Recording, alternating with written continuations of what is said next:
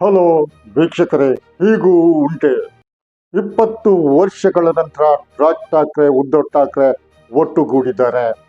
ಮಹಾರಾಷ್ಟ್ರದ ಸ್ಥಳೀಯ ಸಂಸ್ಥೆಗಳ ಚುನಾವಣೆಯಲ್ಲಿ ಹೀನಾಯ ಸೋಲಿನ ನಂತರ ಠಾಕ್ರೆ ಬಂಧುಗಳಿಗೆ ಬುದ್ಧಿ ಬಂತ. ಆದ್ರೆ ಎಲ್ಲಿ ಬಂತು? ಮತ್ತೆ ಮರಾಠ ಕಾರ್ಡ್ ಎತ್ತಿದ್ದಾರೆ. BMCಗೆ ಮರಾಠ ಮೇಯರ್ ಬೇಕು ಎಂಬ ವಾದ ಅವರು ಎತ್ತಿದ್ದು. ಜಂಟಿ ಪತ್ರಿಕಾಗೋಷ್ಠಿಯಲ್ಲಿ ಉದ್ಧವ್ ಠಾಕ್ರೆ, ರಾಜ್ ಠಾಕ್ರೆ ಹೇಳಿದ ಪ್ರಕಾರ ಉದ್ಧವ್ ಠಾಕ್ರೆಯ ನೇತೃತ್ವದ ಶಿವಸೇನೆ UBT ಮತ್ತು ರಾಜ್ ಠಾಕ್ರೆಯವರ ಮಹಾರಾಷ್ಟ್ರ ನವನಿರ್ಮಾಣ ಸೇನೆ MNS ಸಖ್ಯವನ್ನು ಮಾಡಿ BMC ಸಹಿತ ಮಹಾರಾಷ್ಟ್ರದ ಒಟ್ಟು 29 ನಗರ ನಿಗಮ ಚುನಾವಣೆಯಲ್ಲಿ ಪರಸ್ಪರ ಕೈ ಜೋಡಿಸಲಿವೆ. ತಮ್ಮವರೇ ಆದ ಏಕನಾಥ್ ಶಿಂದೆ ಅಸಲಿ ಶಿವಸೇನೆಯಿಂದ ಸಿಡಿದು ಬಿಜೆಪಿ ಜೊತೆ ಹೋಗಿ ಹೊಸ ಪಾರ್ಟಿ ಕಟ್ಟಿದ ಮೇಲೆ ಉದ್ದವರಿಗೆ ಶಿವಸೇನೆಯ ಆ ಹಳೆಯ ಕ್ರೇಜ್ ಅನ್ನು ತರಲು ಸಾಧ್ಯವಾಗಿಲ್ಲ. ಬದಲಾಗಿ ಶಿಂದೆ ಕಟ್ಟಿದ ಹೊಸ ಪಾರ್ಟಿ ಶಿವಸೇನೆಯೇ ರೈಸಿದೆ. ಕಳೆದ ಮಹಾರಾಷ್ಟ್ರ ವಿಧಾನಸಭಾ ಚುನಾವಣೆಯಲ್ಲಿಯೂ ಉದ್ಧವ್ ಠಾಕ್ರೆಯವರ ಶಿವಸೇನೆಯಂತೂ ಹೀನಾಯವಾಗಿ ಸೋಲುಂಡಿತ್ತು. ಹಾಗಿದ್ದರೆ ಬಿಜೆಪಿಯನ್ನು ಮಹಾರಾಷ್ಟ್ರದಲ್ಲಿ ಬೆಳೆಯಲು ಬಿಟ್ಟವರು ಯಾರು? ಇದೇ ಠಾಕ್ರೆಗಳಲ್ವಾ? ಈಗ ಅವರಿಗೆ ಬಿಜೆಪಿಯನ್ನು ನಿಯಂತ್ರಿಸದಿದ್ದರೆ ಮಹಾರಾಷ್ಟ್ರದಲ್ಲಿ ತಮ್ಮ ಅಸ್ತಿತ್ವವೇ ಖತಮ್ ಆಗ್ತದೆ ಎನ್ನುವ ಸತ್ಯದ ಅರಿವಾಗಿದೆ. ಇದನ್ನು ಮನಗಂಡೇ ಠಾಕ್ರೆ ಸಹೋದರರು ಮಹಾರಾಷ್ಟ್ರದಲ್ಲಿ ದೇವೇಂದ್ರ ಫಡ್ನವೀಸ್ರ ಸರ್ಕಾರವನ್ನು ಉಳಿಸಬೇಕು, ಪ್ರಧಾನಿ ಮೋದಿ ಮತ್ತು ಗೃಹ ಸಚಿವ ಅಮಿತ್ ಶಾರನ್ನು ನಿಯಂತ್ರಿಸಬೇಕೆಂದು ಒಂದುಗೂಡ್ತಾ ಇದ್ದಾರೆ. ಇಬ್ಬರಿಗೆ ಬಹಳ ತಡವಾಗಿ ಜ್ಞಾನೋದಯವಾಗಿದೆ. ಈ ಇಬ್ರು ಸಹೋದರರು ಊಹಿಸುವುದಕ್ಕಿಂತ ಈಗ ಬಿಜೆಪಿ ಅಮಿತ್ ಶಾ ಮೋದಿಯವರ ನೇತೃತ್ವದಲ್ಲಿ ಎಷ್ಟೋ ಮೇಲೆ ಇದೆ. ಈ ಸತ್ಯವನ್ನು ಅರಗಿಸಿಕೊಳ್ಳಲು ಇವರಿಗೆ ಅನಿವಾರ್ಯವಾಗಿದೆ. ಆದ್ದರಿಂದ ಠಾಕ್ರೆ ಬಂಧುಗಳು ಹಳೆ ಕಥೆಗಳನ್ನ ಹೇಳುತ್ತಾ ತಿರುಗುತ್ತಿದ್ದಾರೆ. ಇವರಿಬ್ಬರು ಗಾಯಗೊಂಡ ಹುಲಿಯಂತೆ ಚಡಪಡಿಸುವ ಸ್ಥಿತಿ ಇವತ್ತು ಬಂದಿದೆ. ಹಾಗೆ ಹೇಳುವುದಾದ್ರೆ ಬಿಜೆಪಿಗೆ ಜಾಗ ಕೊಟ್ಟಿದ್ದೇ ಇವರು. ಕಾಂಗ್ರೆಸ್ ಇವರಿಗೆ ಆ ಕಾಲದಲ್ಲಿ ಶತ್ರು ಆಗಿತ್ತು. ಮುಸ್ಲಿಮರು ಸರೆಂಡರ್ ಆಗಿ ಜೀವಿಸಬೇಕು ಎಂದಿತ್ತು. ಅದೇ ಕಾನ್ಸೆಪ್ಟ್ ಅನ್ನು ಹೊಂದಿರುವ ಬಿಜೆಪಿ ಇವರ ಜೊತೆ ಹೋಗಿ ತನ್ನನ್ನು ಬೆಳೆಸಿ ಈಗ ಮಹಾರಾಷ್ಟ್ರದಲ್ಲಿ ಹೆಮ್ಮರವಾಗಿ ಬೆಳೆದು ನಿಂತಿದೆ. ಠಾಕ್ರೆಗಳು ಅವರ ಶಿವಸೇನೆ ಮೂಲೆ ಗುಂಪಾಗುವಂತೆ ಕಾಣ್ತಾ ಇದೆ. ಹಾಗಾಗಿ ಇದು ಅಸ್ತಿತ್ವದ ಪ್ರಶ್ನೆಯಾಗಿದೆ. ಠಾಕ್ರೆ ಬಂಧುಗಳಿಗೆ ತಮ್ಮ ಕೊನೆಯ ಕೋಟೆ BMC ಬೃಹನ್ ಮುಂಬೈ ಚುನಾವಣೆಯಲ್ಲಿ ಗೆಲ್ಲುವುದೆಂದ್ರೆ ಅಸ್ತಿತ್ವವನ್ನು ಉಳಿಸಿಕೊಳ್ಳುವುದಕ್ಕೆ ಸಮ. ಇದು ಅನಿವಾರ್ಯ, ಅಗತ್ಯವೂ ಹೌದು. ಆದ್ದರಿಂದ ಇಬ್ರು ಸಹೋದರರು BMCಗೆ ಮರಾಠಿ ಆದವರೇ ಮೇಯರ್ ಆಗಬೇಕು ಎಂಬ ಕಾರ್ಡ್ ಅನ್ನ ಹೊರತೆಗೆದಿದ್ದಾರೆ. ಮತ್ತೆ ಮರಾಠಿ ವಾದ ತಲೆ ಎತ್ತಿ ನಿಲ್ಲುತ್ತಾ ನೋಡಬೇಕು. ಬಿಜೆಪಿಯ ಮುಂದೆ ಈ ಕಾರ್ಡ್ ಚಲಾವಣೆ ಆಗಬಹುದಾ ಎಂದೂ ನೋಡಬೇಕು. ಇವೆಲ್ಲವೂ ಸಂದೇಹದ ವಿಚಾರಗಳಾಗಿಯೇ ಇವೆ. ನೋಡಿ, ಸ್ಥಳೀಯ ಸಂಸ್ಥೆಗಳಿಗೆ ಮಹಾರಾಷ್ಟ್ರದಲ್ಲಿ ಇತ್ತೀಚೆಗೆ ಚುನಾವಣೆ ನಡೆಯಿತು. ಉದ್ಧವ್ ಅವರ ಶಿವಸೇನೆ UBT ಧೂಳಿಪಟವಾಗಿದೆ. ಚುನಾವಣೆ ನಡೆದ ಒಟ್ಟು 268 ಸೀಟುಗಳಲ್ಲಿ ಬಿಜೆಪಿ 117 ಸೀಟುಗಳನ್ನು ಗೆದ್ದದ್ದು ನಿಜ. ಈಗ ಯಾರು ಮೇಲಿದ್ದಾರೆ? ಬಿಜೆಪಿಯೇ ಶಿವಸೇನೆಗಿಂತ ಎಷ್ಟೋ ಪಾಲು ಮೇಲಿದೆ. ಉದ್ಧವರ ಶಿವಸೇನೆಗೆ ಸಿಕ್ಕಿದೆಷ್ಟೋ 9, ಶರದ್ ಪವಾರ್ಗೆ 7, ಕಾಂಗ್ರೆಸ್ಗೆ 28 ಸೀಟುಗಳು. ಕಾಂಗ್ರೆಸ್ ಚೇತರಿಕೆಯನ್ನು ಕಂಡಿದೆ. ಇದು ಮಹಾರಾಷ್ಟ್ರದಲ್ಲಿ ಇಂಡಿಯಾ ಕೂಟದ ಮಹಾ ವಿಕಾಸ್ ಅಘಾಡಿಯ ಇಂದಿನ ಪರಿಸ್ಥಿತಿ. ಕಾಂಗ್ರೆಸ್ಗೆ ಮಾತ್ರ ಇಲ್ಲಿ ಚೇತರಿಕೆ ದೊರಕಿತ್ತು. ಅಂದರೆ ಮಹಾರಾಷ್ಟ್ರದಲ್ಲಿ ಪ್ರತಿಪಕ್ಷವಾಗಿ ಕಾಂಗ್ರೆಸ್ ಪಾರ್ಟಿ ಗಟ್ಟಿ. ಉದ್ಧವ್ ಠಾಕ್ರೆಯೂ ಅಲ್ಲ, ಶರದ್ ಪವಾರ್ ಕೂಡ ಅಲ್ಲ. ಇನ್ನೊಂದು ವಿಚಾರ ಹೇಳುವುದಾದ್ರೆ, ಅಜಿತ್ ಪವಾರ್ ಇಲ್ಲದೆ ಶರದ್ ಪವಾರ್ ಏನೂ ಅಲ್ಲ ಅಂತಲೋ, ಹಿಂದೆ ಇಲ್ಲದೆ ಉದ್ಧವರಿಂದೇನೂ ಆಗುವುದಿಲ್ಲ ಅಂತಲೋ ಮಹಾರಾಷ್ಟ್ರದ ಜನ ಸಾಬೀತುಪಡಿಸಿದ್ದಾರೆ. ಇನ್ನು ನಕಲಿ ಓಟುಗಳ ಹಾವಳಿ, ಓಟು ಚೋರಿ ಆರೋಪಗಳೆಲ್ಲ ಒಂದು ಕಡೆ ಇದ್ದೇ ಇದೆ. ಅದು ಬೇರೆ ಇನ್ನೊಂದು ವಿಚಾರ. ಈಗ ಮತದಾರರಿಗೆ ಉದ್ಧವರ ಶಿವಸೇನೆ ಏನೂ ಅಲ್ಲ. ರಾಜ್ರ MNSಗೆ ಮತದಾರರ ಬಳಿ ಏನೂ ಇಲ್ಲ. ಇದು ಶಿವಸೇನೆಯನ್ನು ಒಂದು ಕಾಲದಲ್ಲಿ ನೆಚ್ಚಿಕೊಂಡಿದ್ದ ಬಿಜೆಪಿಯಿಂದಾಗಿ ಈ ಪರಿಸ್ಥಿತಿ ಬಂದಿದೆ. ಅಸಲಿ ಶಿವಸೇನೆಯ ಸಂಸ್ಥಾಪಕ ಬಾಳಾಸಾಹೇಬ ಠಾಕ್ರೆಯ ಕುಟುಂಬ ಬಂದು ತಲುಪಿ ನಿಂತ ಪರಿಸ್ಥಿತಿ ಇವತ್ತಿನಿದ್ದು ಹೀಗಾಗಿದೆ. ಹಾಗಿದ್ರೆ ಅಸಲಿ ಶಿವಸೇನೆಯನ್ನು ಕೊಂಡೊಯ್ದ ಯಾರು? ಶಿಂದೆ. ನಿಜವಾದ NCPಯನ್ನು ತೆಗೆದುಕೊಂಡದ್ದು ಯಾರು? ಅಜಿತ್ ಪವಾರ್. ಮತ್ತು ಅವರೇ ಈಗ ಅಧಿಕಾರವನ್ನು ಅನುಭವಿಸ್ತಾ ಇದ್ದಾರೆ.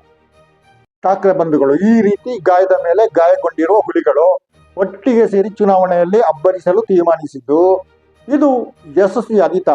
ಈಗ BMCಯನ್ನಾದರೂ ಉಳಿಸಿಕೊಳ್ಳಲೇಬೇಕೆಂದು ಇಬ್ಬರು ಹೊರಟಿದ್ದಾರಲ್ಲ. ಒಂದರ್ಥದಲ್ಲಿ ಈ ಇಬ್ಬರು ಠಾಕ್ರೆಗಳು ತಮ್ಮ ಕೊನೆಯ ಮೊಳೆಯನ್ನು ಗಟ್ಟಿ ಮಾಡದಿದ್ರೆ ಮಹಾರಾಷ್ಟ್ರ ರಾಜಕೀಯದಲ್ಲಿ ಅಸ್ತಿತ್ವವೇ ಹೇಳ ಹೆಸರಿಲ್ಲದಂತೆ ನಿರ್ನಾಮವಾಗುತ್ತದೆ ಎಂದು ತಿಳಿದುಕೊಂಡಿದ್ದಾರೆ. ಬಿಜೆಪಿಯ ಹಿಂದುತ್ವ ಠಾಕ್ರೆ ಸಹೋದರರ ಬಂಧುತ್ವವನ್ನು ಮೀರಿಸಿ ನಿಂತಿದೆ.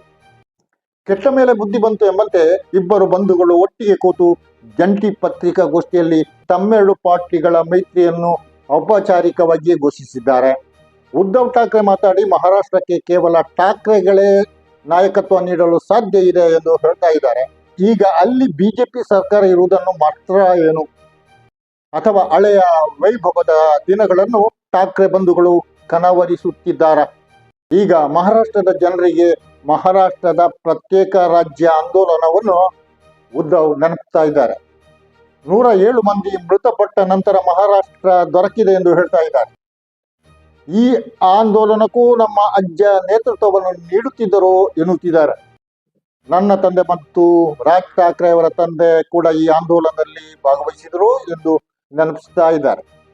ಮರಾಠಿ ಮಾತಾಡುವವರಿಗೆ ಸಪರೇಟ್ ಸ್ಟೇಟ್ ಕೇಳಿ 1956ರಿಂದ 1960ರವರೆಗೆ ಆಂದೋಲನ ನಡೆದಿದ್ದು ನಿಜ. ಬಾಂಬೆ ರಾಜ್ಯದಿಂದ ಮರಾಠಿ ಮಾತಾಡುವವರಿಗೆ ಪ್ರತ್ಯೇಕ ಸ್ಟೇಟ್ ಕೇಳಿ ನಡೆದ ಹೋರಾಟ ಅದಾಗಿತ್ತು. 1960ರಲ್ಲಿ ಮಹಾರಾಷ್ಟ್ರ ಸ್ಥಾಪನೆಯಾಯಿತು. ಅದರ ರಾಜಧಾನಿ ಬಾಂಬೆ ಆಯಿತು.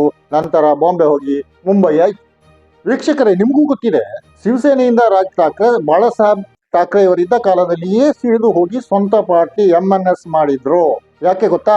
ಬಾಳ ಠಾಕ್ರೆ ತನ್ನ ಉತ್ತರಾಧಿಕಾರಿಯಾಗಿ ಪುತ್ರ ಉದ್ಧವ್ರನ್ನೇ ಸ್ಥಾಪಿಸಲು ಹೊರಟದ್ದು ಇದಕ್ಕೆ ಕಾರಣವಾಗಿತ್ತು.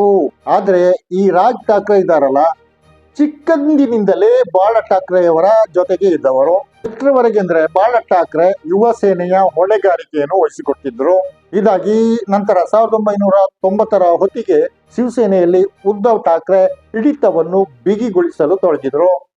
ಇದರೊಂದಿಗೆ ರಾಜ್ ಠಾಕ್ರೆ ಮತ್ತು ಅವರ ಬೆಂಬಲಿಗರಿಗೆ ಅಸುರಕ್ಷಿತತೆಯ ಭಾವನೆ ಹುಟ್ಟಿಕೊಳ್ಳತೊಡಗಿತು. ಅಂತೂ 2002ರಲ್ಲಿ ಮುಂಬಯಿಯ ಮಹಾನಗರ ಪಾಲಿಕೆಯ ಚುನಾವಣೆಯ ಹೊಣೆಗಾರಿಕೆಯನ್ನು ಬಾಳಾ ಸಾಹೇಬ ಠಾಕ್ರೆ ರಾಜ್ ಠಾಕ್ರೆಗೆ ಕೊಡಲಿಲ್ಲ, ಉದ್ಧವ್ ಠಾಕ್ರೆ ಕೊಟ್ಟರು. ಇದರಲ್ಲಿ ಶಿವಸೇನೆ ಬಂಪರ್ ಗೆಲುವನ್ನು ಸಾಧಿಸಿತ್ತು. ಅನಂತರ ಉದ್ಧವ್ ಅವರನ್ನು ಬಾಳಾ ಠಾಕ್ರೆ ಮುಂಚೂಣಿಗೆ ತರುವ ನಿರ್ಧಾರ ಮಾಡಿದ್ರು. ಕುಟುಂಬದಿಂದ ರಾಜಕೀಯವಾಗಿ ಹೊರಬಂದ್ರು, ದೂರ ನಿಂತರು, ಹೊಸ ಪಕ್ಷ ಸ್ಥಾಪಿಸಿದರು. ಈಗ ಮತ್ತೆ ಇದೇ BMC ಚುನಾವಣೆಯಲ್ಲಿ ಠಾಕ್ರೆ ಬಂಧುಗಳು ಒಟ್ಟುಗೂಡ್ತಾ ಇದ್ದಾರೆ. BMC ಚುನಾವಣೆಯ ಸಂದರ್ಭದಲ್ಲೇ ಠಾಕ್ರೆ ಬಂಧುಗಳು ದೂರವಾಗಿದ್ರು. ಈ ಸಲ ಇಬ್ಬರು ಸಹೋದರರು ಒಟ್ಟುಗೂಡಿದ್ದಾರೆ. ಹೇಗೆ ಮ್ಯಾಜಿಕ್ ನಡೆಯುತ್ತಾ? ಅದು ಸುಲಭ ಅಲ್ಲ. ಉದ್ಧವ್ ಠಾಕ್ರೆ ಅವರು ಒಂದು ಮಾತು ಹೇಳ್ತಾರೆ. ಮಹಾರಾಷ್ಟ್ರ ಬಾಂಬೆಯಿಂದ ಪ್ರತ್ಯೇಕಗೊಂಡು 1 ವರ್ಷದ ನಂತರ ಮರಾಠಿ ಜನರ ಹಕ್ಕುಗಳ ಸಂರಕ್ಷಣೆಗಾಗಿ ಶಿವಸೇನೆ ಸ್ಥಾಪನೆಯಾಗಿದೆ.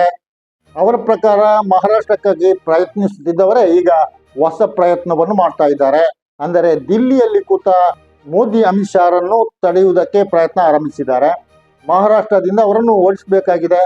ಅದಕ್ಕಾಗಿ ಬೃಹನ್ ಮುಂಬೈ ಕಾರ್ಪೊರೇಷನ್ ಗೆಲ್ಲುವುದು ಮಾತ್ರ ಅಲ್ಲ, ಬಿಜೆಪಿಯ ಮಹಾರಾಷ್ಟ್ರ ಸರ್ಕಾರವನ್ನು ಉರುಳಿಸುವುದು ಕೂಡ ಇವರ ಅಜೆಂಡಾ ಆಗಿರ್ಬೋದು. ಈ ಹಿಂದೆ 1956ರಲ್ಲಿ ನಡೆದ ಮಹಾರಾಷ್ಟ್ರವನ್ನು ಪ್ರತ್ಯೇಕಿಸುವ ಆಂದೋಲನದ ಕುರಿತು ಉದ್ಧವ್ ಮಾತಾಡ್ತಾ ಇದ್ದಾರೆ. ಠಾಕ್ರೆ ಹೇಳಿದ್ದು, ನಮ್ಮ ಗಲಾಟೆ ಇದೆಯಲ್ಲ, ಅದಕ್ಕಿಂತ ಮಹಾರಾಷ್ಟ್ರ ಮತ್ತು ಮುಂಬೈ ನಮಗೆ ಎಷ್ಟೋ ದೊಡ್ಡದಾಗಿದೆ. ಈಗ ನಾವಿಬ್ಬರು ಸಹೋದರರು ಜೊತೆಗೂಡಿದ್ದೇವೆ. ಇದರಲ್ಲಿ ಸೀಟು ಹಂಚಿಕೆ ವಿಚಾರಕ್ಕೂ ಪ್ರಾಮುಖ್ಯತೆಗಳಿಲ್ಲ. ಮುಂಬಯಿಯ ಮೇಯರ್ ಮರಾಠಿ ವ್ಯಕ್ತಿ ಆಗಬೇಕು, ಇದು ನಮ್ಮ ಉದ್ದೇಶ ಎಂದು ಹೇಳಿದ್ದಾರೆ. ಮರಾಠಿ ನಾಯಕರು ಬಿಜೆಪಿಯಲ್ಲಿ ಇಲ್ವಾ? ಇದ್ದಾರೆ. ಇಂದಿನ ಪರಿಸ್ಥಿತಿಯಲ್ಲಂತೂ ಬಹುತೇಕ ಇದು ನಡೆಯದು. ಏನಿದ್ರು ಠಾಕ್ರೆ ಬಂಧುಗಳಿಗೆ ಒಂದು ಗೆಲುವಿನ ಅವಶ್ಯಕತೆ ಇದೆ. ಮತ್ತೆ ಅವರು ಮಹಾರಾಷ್ಟ್ರದಲ್ಲಿ ತಮ್ಮನ್ನು ಸ್ಥಾಪಿಸಬೇಕಾಗಿದೆ. ಕನಿಷ್ಠ ಬೃಹನ್ ಮುಂಬಯಿಯ ಗೆಲುವನ್ನು ಅವರು ತಮ್ಮ ಅಸ್ತಿತ್ವದ ಉಳಿವೆಂದು ಬಗೆದಿದ್ದಾರೆ. ಹೌದು, ಆದರೆ ಜನರ ಅಗತ್ಯ ಇದೆ. ಹೇಗಾದ್ರೂ ಮಾಡಿ ಬೃಹನ್ ಮುಂಬೈ ಕಾರ್ಪೊರೇಷನ್ ಅನ್ನು ಗೆಲ್ಲಬೇಕು ಎನ್ನುವ ಕಾರಣಕ್ಕಾಗಿ ಮರಾಠಿ ಮೇಯರ್ ಎಂಬ ಕಾರ್ಡ್ ಅನ್ನು ತೆರೆದಿದ್ದಾರೆ. ಹಾಗಿದ್ದಾರೆ ಮಹಾರಾಷ್ಟ್ರದಲ್ಲಿ ಅಪ್ನಾ ಮರಾಠಿ ಎಂಬ ವಾದ ಮತ್ತೆ ಮೇಳೈಸುತ್ತಾ, ಅಥವಾ ಬಿಜೆಪಿ ಮುಂದೆ ಈ ಕಾರ್ಡ್ ಚಲಾವಣೆ ಆಗ್ಬೋದಾ? ಇವೆಲ್ಲವೂ ಮುಂದೆ ನಡೆಯಲಿರುವ ಸ್ಥಳೀಯ ಸಂಸ್ಥೆಗಳ ಚುನಾವಣೆಯಲ್ಲಿ ನಿರ್ಧಾರ ಆಗಲಿಕ್ಕಿದೆ.